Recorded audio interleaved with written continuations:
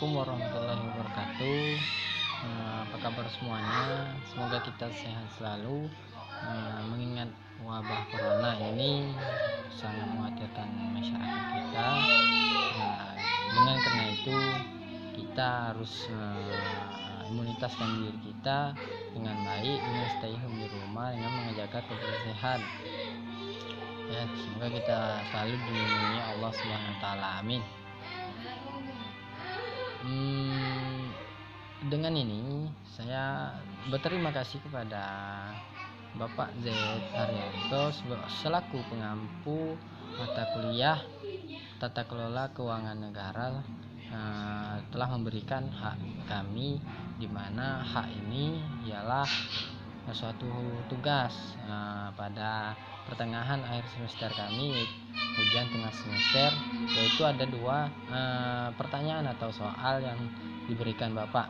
Untuk itu saya Arjun Forjulianto dengan nomor induk mahasiswa 105170403. Dengan ini saya akan melaksanakan kewajiban saya untuk mengerjakan hal itu tersebut. Oke, sebelum kita lanjut ke pembahasan atau penjelasan saya, jawaban dari pertanyaan-pertanyaan yang diberikan Bapak, alangkah baiknya kita tahu apa itu COVID-19 dan apa itu keuangan negara. Berikut info. Coronavirus atau COVID-19 sudah menghebohkan warga dunia pada awal tahun 2020. Coronavirus atau Coronavirus Disease 19 adalah sekelompok virus dari subfamili Orthocoronaviridae dalam keluarga Coronaviridae dan ordo Nidovirales yang bisa menyebabkan penyakit pada burung dan mamalia. Penyebaran virus ini bisa melalui aerosol atau tetesan yang keluar dari tubuh penderita saat bersin dan batuk. Tetesan ini ketika masuk ke tubuh orang lain menyebabkan terjangkitnya penyakit, lalu melalui kontak fisik, yaitu pada saat penderita melakukan kontak fisik dengan orang lain, virus akan menempel pada permukaan kulit orang tersebut, dan apabila orang itu menyentuh mata, hidung, atau mulutnya, virus akan masuk ke dalam tubuhnya lalu memperbanyak diri, menghasilkan virus-virus baru atau disebut juga replikasi. Gejala yang terjadi pada orang yang terinfeksi antara lain demam tinggi, batuk kering, lemas, sakit tenggorokan, sakit atau kesulitan bernafas, dan sakit kepala. Pencegahan yang bisa dilakukan adalah hindari mengonsumsi daging dan telur mentah, hindari area berasap atau merokok, hindari menyentuh mulut, hidung, dan mata, tutup mulut sebelum batuk atau bersin, melakukan social distancing, dan berolahraga yang rutin. Sekian dari saya. Jangan lupa untuk selalu menjaga kesehatan tubuh Anda.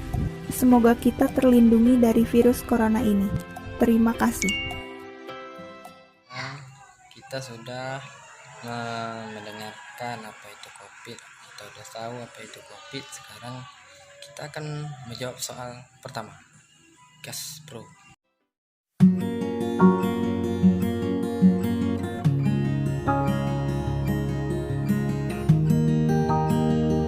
Pengertian keuangan negara menurut Undang-Undang Nomor 17 Tahun 2003 tentang Keuangan Negara Pasal 1 Angka 1 menyebutkan bahwa keuangan negara adalah semua hak dan kewajiban negara yang dapat dinilai dengan uang, serta segala sesuatu baik berupa uang maupun barang yang dapat dijadikan milik negara berhubung dengan pelaksanaan hak dan kewajiban tersebut. Selanjutnya, apa saja ruang lingkup keuangan negara? Menurut pasal 2 Undang-Undang Nomor 17 Tahun 2003, ruang lingkup keuangan negara meliputi 1. Hak negara untuk memungut pajak, mengeluarkan dan mengedarkan uang, serta melakukan pinjaman. 2. Kewajiban negara untuk menyelenggarakan tugas layanan umum pemerintahan negara dan membayar tagihan pihak ketiga.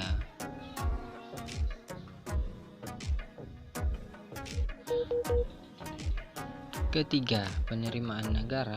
Keempat, pengeluaran negara. Kelima, penerimaan daerah. Keenam, pengeluaran daerah.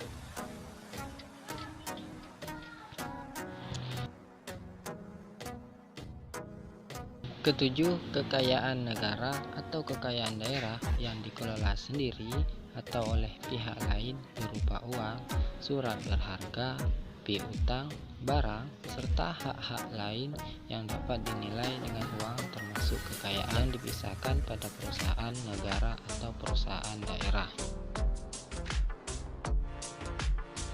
Kedelapan, kekayaan pihak lain yang dikuasai oleh pemerintah dalam rangka penyelenggaraan tugas, pemerintahan dana, atau kepentingan umum.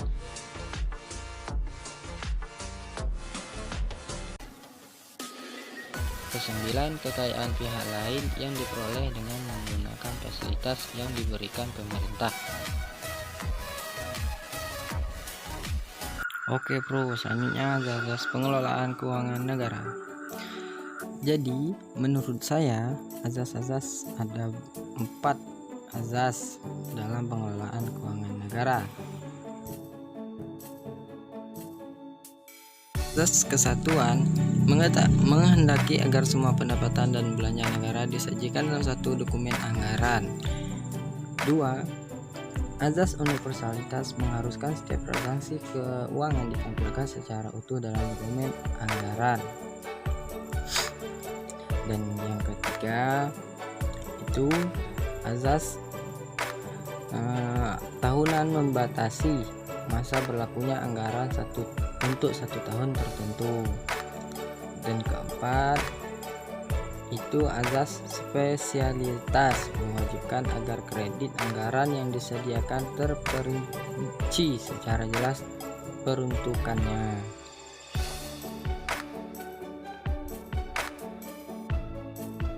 Oke, menurut saya mengenai soal kedua itu apakah sudah tepat dalam penerapan yang sudah dilakukan oleh pemimpin kita atau pemerintah dengan mencairkan dana di setiap pos atau daerah untuk menangani COVID-19. Oke, menurut saya sudah tepat karena bahwasanya kita tahu sudah dijelaskan pada pemimpin kita bahwasanya tidak ada pengeksporan atau dana yang keluar untuk pembelian barang ataupun barang BUMN yang ada di negara kita. Daripada itu untuk tugas-tugas kepada seperti legislatif yang semestinya keluar itu dipindahkan anggarannya untuk ke desa untuk bahwasanya untuk menangani dalam wabah COVID-19 ini. Ya, sudah kita lihat bahwasanya beberapa waktu ini sudah ada di setiap daerah melakukan penanganan itu melalui bagi-bagi masker ataupun pensemprotan di setiap daerah yang intinya khusus kepada masyarakat bahwasanya pemimpin atau pemerintah daerah mengkhawatirkan takutnya ada terjadi kepada masyarakat daerahnya tersebut. Ya, selain itu juga walaupun banyaknya pengeluaran atau mencairkan dana ke setiap daerah ini takut terjadi krisis moneter, insya tidak, karena kita sistem berputar, bahwasanya kita memanfaatkan sumber daya alam yang ada di pendapatan setiap daerah. Maka daripada itu insya Allah Indonesia tidak akan terjadi krisis moneter.